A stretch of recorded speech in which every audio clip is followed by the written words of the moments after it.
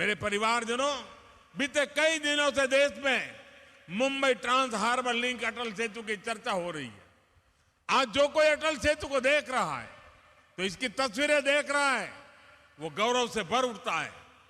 कोई इसकी विशालता से, समुद्र के बीच उसकी अड़िग छवि से मंत्रमुग्ध है। कोई इसकी इंजीनियरिंग से प्रभावित है। जैसे इसमें जितनी वायर लगी है, उससे पूरी पृथ्वी के 2 बार चक्कर लग सकते हैं।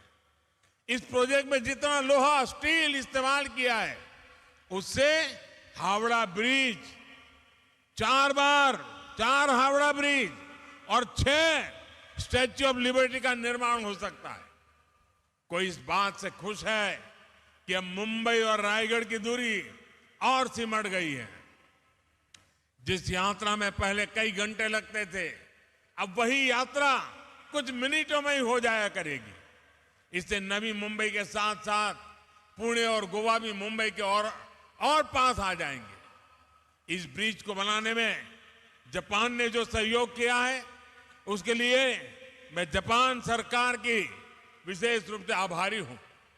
मैं आज अपने प्रिय मित्र स्वर्गीय शिंजो आबे को जरूर याद करूंगा। इस ब्रिज के निर्माण को जल्द से जल्द पूरा करने का संकल्प हम दोनों ने मिलकर लिया था। लेकिन साथियों, अटल सेतु को हम इतने सीमित दायरे में नहीं देख सकते। अटल सेतु भारत की उस आकांक्षा का जयघोष है, जिसका आह्वान साल 2014 में पूरे देश ने किया था। जब मुझे चुनाव की जिम्मेवारी दी गई थी, तो 2014 के चुनाव के कुछ समय पहले मैं रायगढ़ किले पर गया था। छत्रपति शिवाजी महाराज की समाधि के सामने बैठ करके कुछ पल मैंने बिताए थे उन संकल्पों को सिद्धि में बदलने की, उनकी इच्छा शक्ति, जनशक्ति को राष्ट्र शक्ति बनाने की उनकी दृष्टि थी।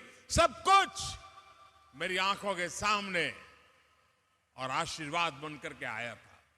उस बात को 10 साल हो रहे हैं। इन 10 वर्षों में देश ने अपने सपनों को सच होते देखा है, अपने संकल्पों को सिद्धियों में बदलते हुए देखा है।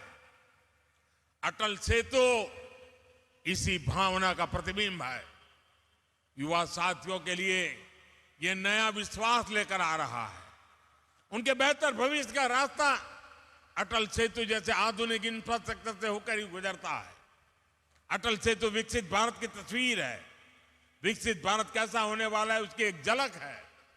विकसित भारत में सबके लिए सुविधा होगी, सबकी समृद्धि होगी, गति होगी, प्रगति होगी। विकसित भारत में दूरियां सिमटेगी, देश का कोना कोना जुड़ेगा। जीवन हो या आजीविका, सब कुछ निरंतर बिना रुकावट के चलेगा। यही तो अटल सेतु का संदेश है।